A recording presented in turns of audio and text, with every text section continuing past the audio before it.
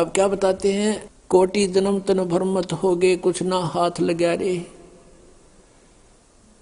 पुण्यात्माओं, अभी तो आपको ज्ञान अभी इतना गहनता से ग्रहण नहीं किया, आपने अंदर समाया नहीं आपके अंदर। जब ये सच्चाई हृदय मान लेगा ना, आपका आत्मा मान लेगी 100 की 100 सच्ची है जो परमात्मा ने बताई। और अब इसको सत्य को सत्य मानने में देर नहीं लगेगी। अपने थोड़े से फार्मूले याद रखो। सभी वेद कहते हैं परमात्मा ऊपर रहता है, मनुष्य सदृश शरीर में है, और वहां से वो गति करके आता है।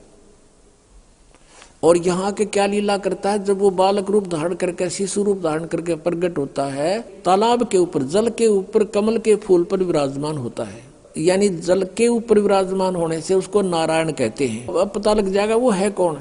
और जो छोटे बालक जब होता है उसको कोई पुण्यात्मा संस्कारवश निसंतान दंपति उठा के ले जाती है। प्रत्येक युग में ऐसा होता है। और फिर परमात्मा वहां उनके परिवर्ष की लीला कंवारी गायों से होती है, कंवारी गाय से।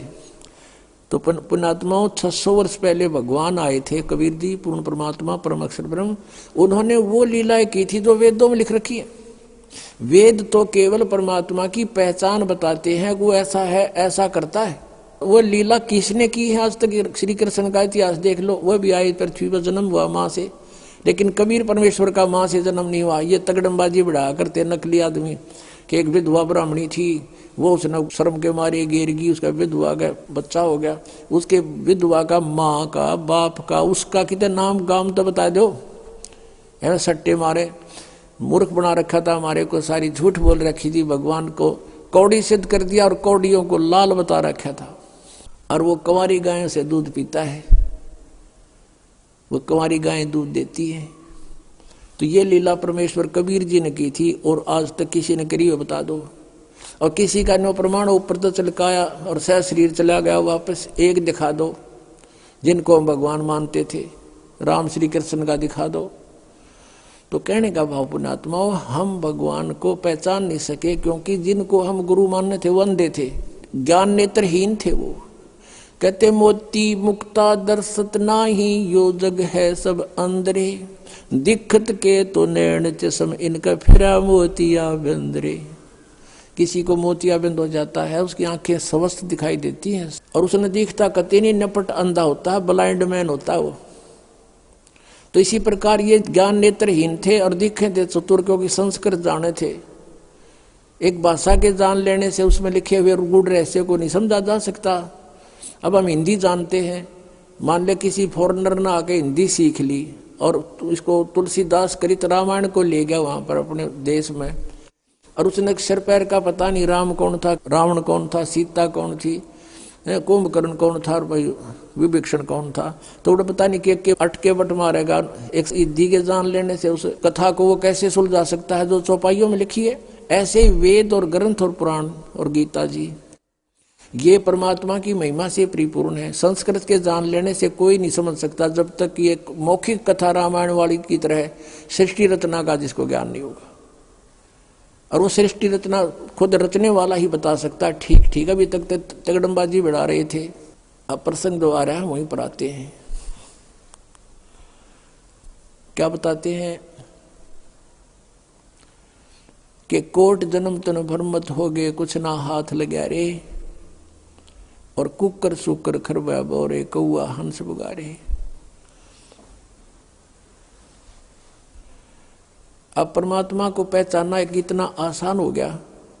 एक तो ये पहचानना है कि सारे वेद बतावें, चारों वेदों को तो हम कति फाइनल मान रहे हैं। अब भी कोई उसको न्यू कहे कि मैं नहीं मानता वेदों को, वो तो फिर भक्ति योग प्राणी है नहीं, या किसी ने भ्रमित करा क्या, उल्लू ने, मूर्ख ने। जो ये कहते हैं हम वेदों को नहीं मानते, पुराणों को नहीं मानते, हम अपने गुरुओं के ज्ञान को श्रेष्ठ मानते हैं, तो सदग्रंथों को न मानना ही उनकी महामूर्खता है। और कबीर जी की वाणी भी सदग्रंथ है, वो सब ग्रंथों का ग्रंथ है, यानी उसमें ऑल इन वन है, नो समझ लो। और दूसरा वेद बताते हैं, फिर वो लीला किसने की, फिर आंखों देखा संत बताते हैं। हम सुल्तानी नानक तारे दादू को उपदेश दिया, जात जुलाहा भेद न पाया वो काशी माहे कबीर हुआ। आदरणीय गरीबदास साहिब जी बता रहे हैं, उनको भगवान मिले थे, जिनको वो आकर मिलते हैं अच्छी आत्मा दृढ़ भक्तों को। उनमें से एक आदरणीय नानक साहिब जी हैं, वो कहते हैं, फाई सूरत मुल्क की वेश, ए ठगवाड़ा ठगी देश खराब सियाणा भोता भार। ये धानक रूप रहा करतार। परमात्मा सतलोक से आए थे, परमात्मा उसमें समकालीन थे, इनके यहाँ भी थे, उस सतलोक में भी रहते हैं, वो हर जगह जहाँ चाहे प्रकट हो सकते हैं। प्रभु में इतनी शक्ति है। तो नानक साहिब जी को बेई नदी पर मिले थे, स्नान करने गए जब। उससे पहले भी वार्ता की थी कबीर रूप में आकर, लेकिन नानक साहिब जी मान्य नहीं थे, लेकिन अंदर से टूट गए थे सच्चाई को सुनकर। प्रार्थना यही करते थे, प्रभु फेर मिलो एक बार है। आदरणीय नानक साहिब जी का जन्म पवित्र हिंदू धर्म में हुआ था। ये कालूराम मेहता खत्री अरोड़ा के घर इनका जन्म था, और इनके पिताजी जो पटवारी थे उस समय, और ये अच्छी आत्मा थी। फिर ये इन्होंने एक अपनी बहन के नगर में, जहाँ उनकी बहन ब्याह रखी थी, सुल्तानपुर शहर में अपने बहनोई की सिफारिश से वहाँ के सुल्तानपुर के नवाब के यहाँ नौकरी करते थे, मोदी खाने में। तो स्नान करने के लिए बेई नदी पर जाते थे। पहले परमात्मा कबीर जी उनसे मिले, चर्चा की और बताया कि मैं कबीर हूँ और छोटी जाति का धारणक हूँ, काशी में रहता हूँ और मैं ज्ञान की तलाश में घूम रहा हूँ। तो नानक साहिब जी ने बताया कि श्री कृष्ण जी, श्री विष्णु जी सर्वशक्तिमान हैं, ये परम शक्ति है। गीता में इसी का वर्णन किया गया है। यानी जैसा भी उन्होंने, श्री नानक देव जी ने ब्रजलाल पांडे से गीता पढ़ा करते थे, जैसा भी ऐसे इन गुरुओं ने हमें ज्ञान दे रखा था, उसी आधार से नानक जी ने बहुत अपना सुनाया कि ऐसे है, श्री कृष्ण सर्वेश्वर हैं, सर्वशक्तिमान हैं, इन्हीं की भक्ति से मोक्ष होगा। तो परमात्मा ने उनसे 7 श्लोकों के उत्तर पूछे थे नानक साहिब जी से। एक तो ये पूछा था कि यदि श्री कृष्ण जी सर्वशक्तिमान हैं, चौथे अध्याय के 5वें और 9वें श्लोक में, दूसरे अध्याय के 12वें श्लोक में, 10वें अध्याय के दूसरे श्लोक में कहता मेरी तो जन्म मृत्यु होते। 18वें अध्याय के 62वें श्लोक में ये किसको किसकी शरण में जाने को कह रहे हैं, पूछना आपके ब्रजलाल पांडे से। 7वें अध्याय के 18वें श्लोक में अपनी गति को अनुत्तम कह रहे हैं। उत्तम पुरुष है तू अन्य वो कौन है। चौथे अध्याय के 34वें श्लोक में कहा कि तत्व ज्ञान तो कोई और है। ये गीता वाला ज्ञान तत्व ज्ञान ने इसको संत बतावेंगे। इन बातों को कह करके नानक साहिब जी नाराज हो गए ये सुनकर, लेकिन रात्रि के समय करवट बदलते रहे कि सचमुच बात तो सारी सच्ची है। नानक साहिब भी पढ़े हुए थे, हिंदी भी पढ़े थे, फारसी भी पढ़े थे। उन्होंने गीता जी को देखा, एक आध ब्राह्मण से बात करी, किसी के पास उत्तर नहीं था। तो ऊपर से तो वो कबीर जी को धमका कर आगे थे कि तू गलत बोलता है तो मुसलमान दिखाई देता है। तो परमात्मा चले गए थे उस टाइम। कुछ दिनों के बाद उसको ऐसी कसक लगी नानक जी को, अंदर से रोने लगे, तड़पते थे। एक बार फिर मिले महाराज, फिर बात करेंगे। वो फिर दोबारा फिर मिल गए 15-20 दिन के बाद। उस समय केवल नानक जी को दिखाई दे रहे थे, अन्य को नहीं। कुछ देर बात हुई थी, फिर नानक जी ने, क्योंकि वो मन नहीं टेकता जल्दी सी, उन्होंने कहा था कि मैं इस दरिया में छलांग लगाऊंगा, मुझे ढूंढ देना। नानक साहिब जी ने दरिया में छलांग लगा दी। परमात्मा ने उनको गुप्त किया वहां से, और पीछे जाकर 3 किलोमीटर पीछे को, जहां से अप स्ट्रीम में ले गए, जिधर से पानी बहता रहा था, और वहां उनका शरीर एकांत स्थान पर रख दिया। आत्मा को लेकर सचखंड गए।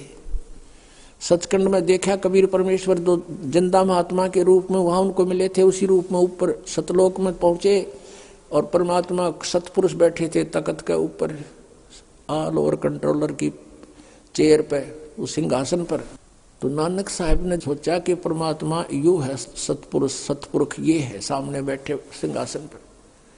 और कबीर जी एक सिंपल वेश में, जिंदा महात्मा के रूप में, साधु के रूप में, और ये यहाँ का नौकर होगा कोई कबीर। तो नानक जी ने सोचा। अब उस समय तक परमात्मा ने ये डिस्क्लोज नहीं किया। जब पहले रूप में मिले थे, जब तो कबीर रूप में मिले थे, दोबारा जब आए जिंदा महात्मा का रूप बना कर आगे, शरीर दूसरा था। चेहरा नहीं मिल रहा था बनारस वाले से। फिर उनको लेकर गए ऊपर जाकर क्या देखा, कबीर जी जो जिंदा महात्मा के रूप में गए थे और दूसरा उन्हीं का रूप बैठा था, तेजो में करोड़ सूर्य मिला दे करोड़ चंद्रमा, ऐसा एक रोमकूप की शोभा। उसके ऊपर चौर करने लगे कबीर साहब।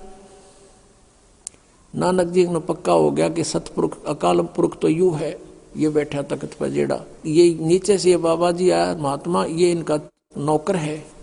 इतने में क्या हुआ, वो तेजो में शरीर वहां से उठा अपने सिंहासन से, और कबीर जी नीचे से जिंदा महात्मा वाले रूप में गए थे, वो विराजमान हो गए। उस समय उस परमात्मा का वो रूप जो बना, जो सिंहासन पर विराजमान हुए, जो अकाल मूर्त तेजो में शरीर वाला था, वो चवर करने लगा।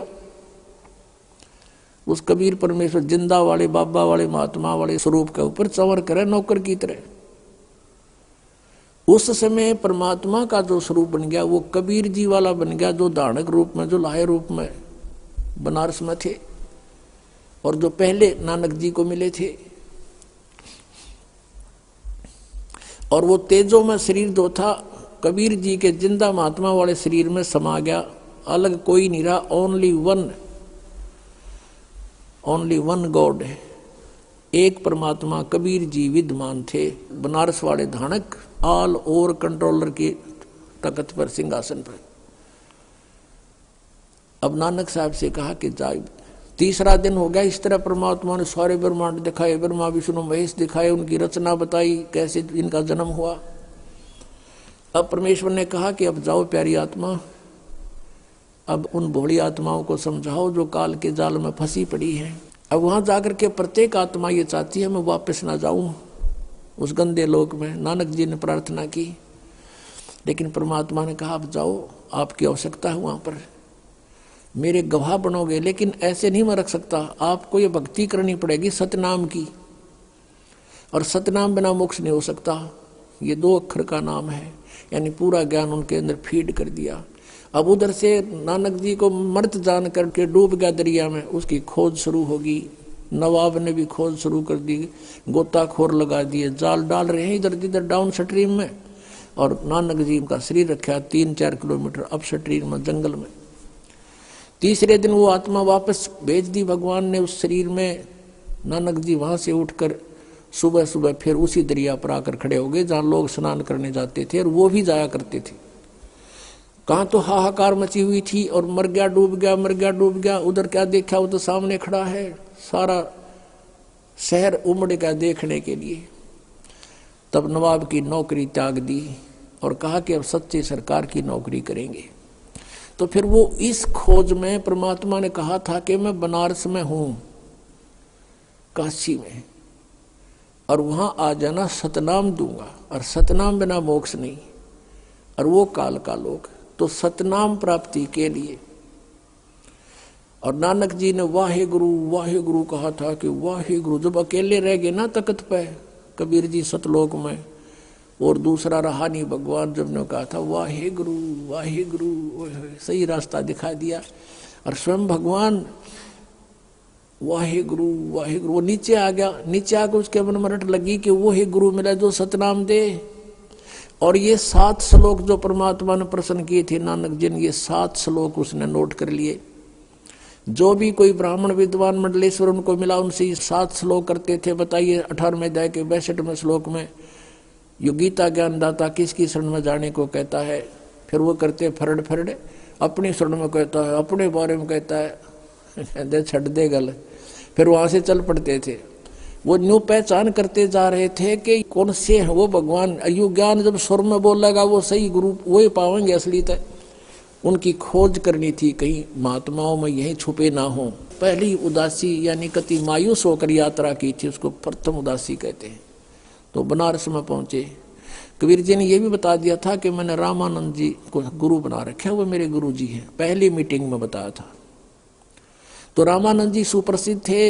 रामानंद जी के आश्रम में पहुंचे, वहां उनसे प्रश्न किया कि ऐसे ऐसे गीता में लिखा है, क्या आप जानते हो? रामानंद जी महात्मा थे, वो सच्ची बोला करते। कहने लगे भाई आजा बैठ जा सरदार जी, आजा बच्चा, मैं जानता नहीं था लेकिन अब जान गया हूं। मैं नहीं जानता था, मैं विद्वान पाक रहा था, लेकिन मुझे कख का पता नहीं था। वैसे तो वो मेरे को उन्होंने वचन दे दिया, वो भगवान है, परमात्मा है, अब मालिक है, सतपुरुष हैं, और मेरे को उन्होंने अपनी स्थिति ऊपर दिखा दी सारी, लेकिन उनकी आज्ञा का मैं पालन कर रहा हूँ। वो मेरे शिष्य नहीं है, मेरे गुरु हैं, लेकिन मर्यादावत उन्होंने कहा कि मुझे आप अपना शिष्य ही मानोगे। वो मेरे शिष्य कहो, मेरे गुरु कहो। और भाई उस कबीर जी ने मुझे यो ज्ञान बताया है। तो नानक जी ने कहा कहाँ मिलेंगे वो, कि अभी आएंगे शाम को यहाँ पर।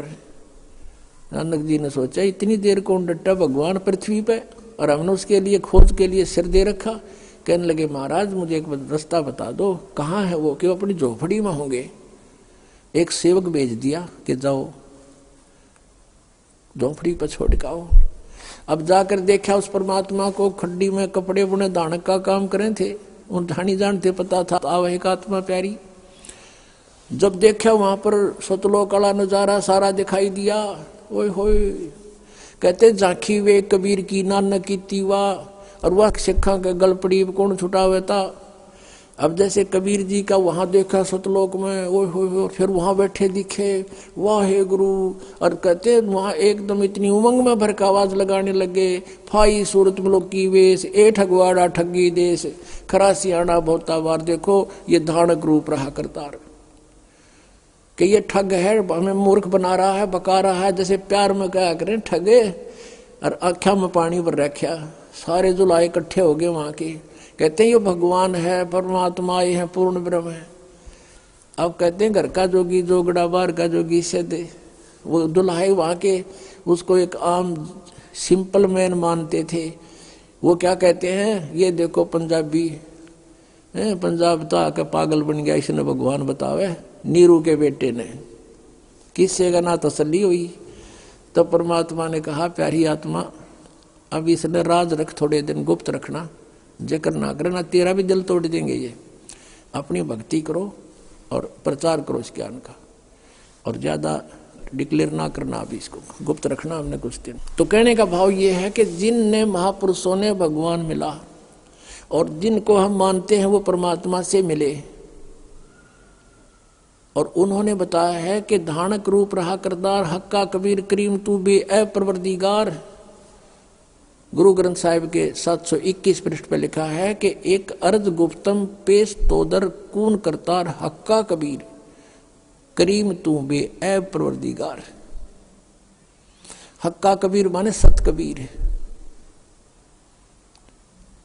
और ये 24 पृष्ठ पे लिखा है, भाई सूरत मुल्क की वेश, ए ठगवाड़ा ठगी देश, और खरा सियाणा बोता भारी, धानक रूप रहा करता। अपने आत्माओं, हमने भगवान को पहचानने में घनी देर ना लग गई वे। हम अज्ञान में कितने आट रखे इन्होंने, लेकिन परमात्मा का ये तत्व ज्ञान ऐसा है। और ज्ञान सब ज्ञानड़ी, कबीर ज्ञान सो ज्ञाने, जैसे गोला तोब का अब करता चले मैदान। तारा मंडल बैठे करिए चांद बड़ाई खावे, उदय भया जब सूरज का स्यों तारों छुप जावे। ये नकली संत और ये छोटे मोटे ज्ञानड़ी कहते हैं जैसे चंद्रमा रात्रि के समय तारों में बहुत अच्छा तेजों में और प्रसिद्ध यानी बड़ा चमकता है, मुखिया पाक रहा होता है, सूर्य उदय होने के बाद कहते चांद भी ना दिखता, सितारे भी विद्यमान होते हैं, उनका कोई अस्तित्व नहीं रहता। ऐसे ही कबीर परमेश्वर की महिमा से हम परिचित हो जाएंगे, फिर अन्य भगवान इन चांद और सितारों की तरह ऐसे निष्क्रिय हो जाएंगे, इनका अस्तित्व नहीं दिखाई देगा हमारे को। तो क्या बताते हैं, अंधे की बां गई अंधे ने मार्ग कौन बतासी। और आदरणीय गरीबदास साहिब जी कहते हैं, मोती मुक्ता दर्शत नाई ये जगह सब अंधरे। मोती मुक्ता, मुक्ता माने मुक्त होने के ये मोती, हीरे लाल, असली भक्ति रूपी मोतियों का इनको ज्ञान नहीं, लाल का ज्ञान नहीं, सार नाम सतनाम का। और ये कंगाल बन गए, कौड़ी को लाल जानकर आन उपासना करके अन्य देवताओं की पूजा करके ये कंगाल हो गए। मोती मुक्ता दर्शत नाही ये जगह सब अंधरे, और दिक्कत के तो नैन चश्मे इनका फेरा मोतिया बंदरे। सारे पुराणों में लिखा है, वेदों में लिखा है, और ये विद्वान का हमें कख भी नहीं पता इसके बारे में, तो इनके अज्ञान रूपी मोतियाबिंद था। और वो मोतियाबिंद का ऑपरेशन ही दास का कर दिया भगवान ने, और दास को डॉक्टर बना दिया, सबका मोतियाबिंद हटा दूंगा, ऑपरेशन कर दूंगा, और फिर हम भगवान को स्वयं देखेंगे और पहचानेंगे। पुण्यात्माओं, परमात्मा पाना सबसे आसान। एक रोटी बनाने के लिए कितना प्रयत्न करती है एक बहन, कितना सामान सांग जोड़ना पड़ता है, कितना पलटा चमटा है, फिर लकड़ी, तवा, चूल्हा, फिर गिलास, कटोरी, थाली, परात, और आटा, नमक, मिर्च, और फिर उनको लाने के लिए कहाँ प्रयत्न करना पड़ता है।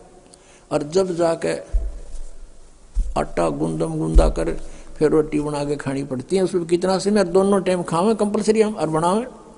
और परमात्मा का पाना सबसे आसान है। कहते जीव बिना लाणी सा मंत्र दे रखा भगवान ने, और कितना कीमती है। सतनाम पालड़े रंग होरी हो, 14 लोक चढ़ावे राम रंग होरी हो, 3 लोक पासे अंग धरे रंग होरी हो, तो ना तुले तुलाया राम रंग होरी हो। अब इतना धनी बनाने का, सतलोक जाने के लिए हमने घनी भक्ति चाहिएगी, और मौखिक जाप और अन्य जापों से लाभ नहीं होगा। ये जो मंत्र है सतनाम का 2 अक्षर का, इसके जाप करने से हम भक्ति धन से गर्क हो जाएंगे, हम फुल्ली चार्ज हो जाएंगे। जब हम यहाँ से चलेंगे, इतने हम वहां से चार्ज होकर आए थे, उतना ही चार्ज होकर वापस जाएंगे वहां पर। इस मंत्र से होंगे, इतने धनी होंगे।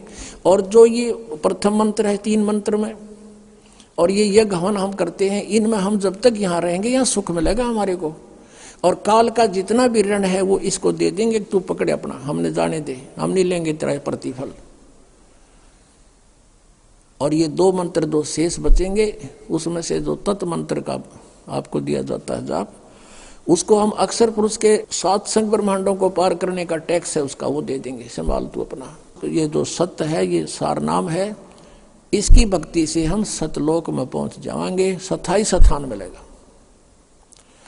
अब क्या बताते हैं, कोट जन्म तन भरमत हो गए, कुछ नहीं हाथ लगा रे, कुकर सुकर खरबा बोरे, कौआ हंस बगारे, कोटि जन्म तू राजा की, ना मिटी न मन की आशा, भिक्षकों का दर दर गुम्या मिला ना निर्गुण रासा। आदरणीय गरीबदास साहिब जी की परमेश्वर कबीर साहिब जी ने दिव्य दृष्टि खोल रखी थी। उन्होंने आज से अरबों खरबों पहले की सारी घटनाएं एजिटी चित्रित कर रखी हैं, और उनको वो घटनाएं चलचित्र की तरह दिखाई देती थी। गरीबदास साहिब जी ने बताया है कि ये नानक साहिब जी जो थे, ये सतयुग में राजा अम्बरीश थे, यही आत्मा, और इतने पुण्यात्मा थे, इतने धर्मात्मा थे, और इतनी सत भक्ति करते थे, विष्णु जी को इष्ट मानकर। दुर्वासा जैसे सिद्ध पुरुष ने भी इनके दरबार में फिट्टे मुंह होना पड़ा था। उसके बाद वही आत्मा फिर त्रेता युग में राजा जनक रूप में जन्म हुआ। राजा थे वो, और नौकर सैकड़ों लाखों की संख्या में सैनिक उसके नौकर थे। और वही आत्मा फिर पुनः को स्वर्ग में नाश करके बहुत यज्ञ किया करते थे राजा जनक, उनको नष्ट करके कलयुग के अंदर कालू राम मेहता के घर पे एक सिंपल मैन के घर जन्म हुआ, क्योंकि वो सब पुण्य खत्म हुए। और फिर नौकरी कर रहे एक नवाब के घर पे आप ही, और पहले उनके लाखों नौकर होते थे। तो काल का ये जाल ऐसा है। जब नानक साहिब जी को अपने पिछले जन्म दिखाए परमात्मा ने कि आप राजा थे, राजा जनक भी आप थे, और अब आप क्या हो, पेटा भर गया उस पुण्यात्मा का भगवान देखकर। इनको कहते हैं जो दृढ़ भक्त होते हैं उनको भगवान मिलते हैं। उस दिन के बाद फैसला कर लिया पूरा हिंदू समाज। नानक साहिब जी के पिता भी विरोधी हो गए थे कि के पैदा हो गया हमारे देवताओं ने बुरा बतावे, और सब ब्राह्मण विरोधी हो गए थे कि ये पागल हो गया, इसका पता नहीं क्या हो गया, ये सब उल्ट सुल्ट बोल रहा है। तो इस प्रकार पुण्यात्माओं अब क्या बताते हैं, कोट जन्म तन भ्रमित हो गए, और यदि परमात्मा ना मिलते हुआ प्यारी आत्मा अगले जन्म में 84 लाख योनियों में जाती। कोट जन्म तन भ्रमित हो गए, कुछ ना हाथ लगा रे, कुकर सुकर खरबा बोरे, कौआ हंस बगारे, कोट जन्म तू राजा की ना, और मिटी न मन की आशा, भिक्षकों का दर दर गुम्या मिला ना निर्गुण रासा।